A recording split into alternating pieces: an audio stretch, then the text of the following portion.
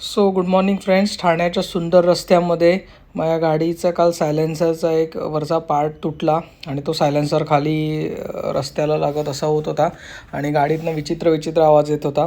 आम्हाला रस्त्यात ते समजलं. नंतर मी आज सकाळी जाऊन ते रिपेअर करण्यासाठी गेलो.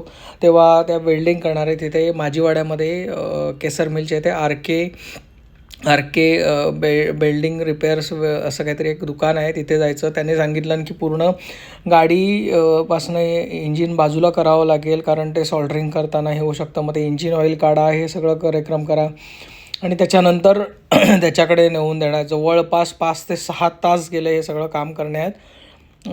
त्याच्या व्यतिरिक्त म्हणाल तर त्याच्यात सॉल्डरिंग करताना त्याने थोडासा गोळ घातला. एक प्लेट न्यायची विसरून गेला आणि मीही गोंधळून गेलेलो होतो. माझ्या पण लक्षात आलं नाही आणि ते मला समजलं नाही. त्याने नंतर तिकडे गेल्यावर मला म्हणतो प्लेट ही एकच आहे, एक पडली. मला पण असं वाटलं की एक प्लेट कदाचित पडली असेल, पण आपल्या डोक्यामध्ये असंख्य विचार असल्यामुळे ते पटकन लक्षात येत नव्हतं.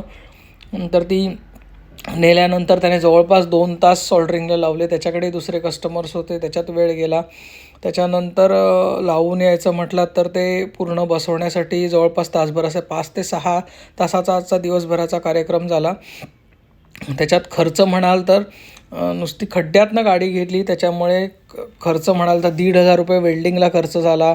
त्याच्या व्यतिरिक्त आपण बघितलं तर हे इंजिन ओपन करून पूर्ण बसवायचं, त्याला जवळपास 800 आणि एक सायलेन्सरला थोडासा हे आलेला होता, होल आलेला, त्याच्यातनं आवाज यायचा इंजिनचा वेगळा. सो त्याला एक गॅस वेल्डिंग करायला लागतं वेगळं, त्याच्यासाठी 200 रुपये खर्च, असा टोटल 2,500 खर्च आला. खड्ड्यातनं गाडी घातल्याचा एवढा मोठा भुर्दंड पडला मला. त्याच्यानंतर आणि मजेशीर गोष्ट म्हणजे एवढे नट्स आणि एवढे हे सगळे पार्ट्स पूर्ण ओपन करायचे. मी त्या मुलाला सहज म्हटलं की बाबा तू एवढं ओपन केलंस, तुझ्या लक्षात आहे का म्हणजे कुठला कुठला पार्ट्स कुठे बसवायचा आहे.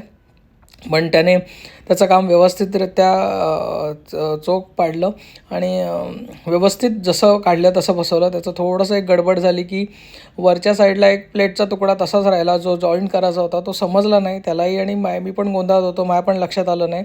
सो त्याच्यामुळे असं झालं की जेव्हा प्लेट वेल्डिंग करायला आलं तेव्हा ह्या गोष्टी लक्षात आल्या नाही. मग त्याला ॲडिशनल एक वेगळी प्लेट एक लावायला लागली, एक सिल्वर प्लेट्स ॲडिशनल एक नवीन बसायला, तुम्ही बघता येते ही सिल्वर प्लेट नवीन बसवावी लागली. पण त्याच्यासाठी ती अरेंजमेंट ती बऱ्यापैकी ठीकठाक केली, पूर्ण एक्सपेक्ट नाही.